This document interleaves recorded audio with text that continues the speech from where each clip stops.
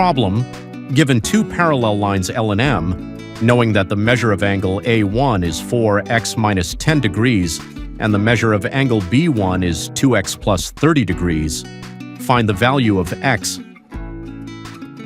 Solution: since L and M are two parallel lines, we have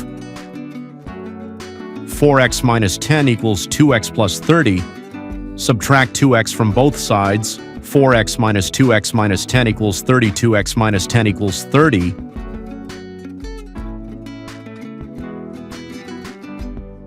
Add 10 to both sides. 2x equals 30 plus 10. 2x equals 40. Divide both sides by 2. X equals 20. Therefore, the value of x is 20.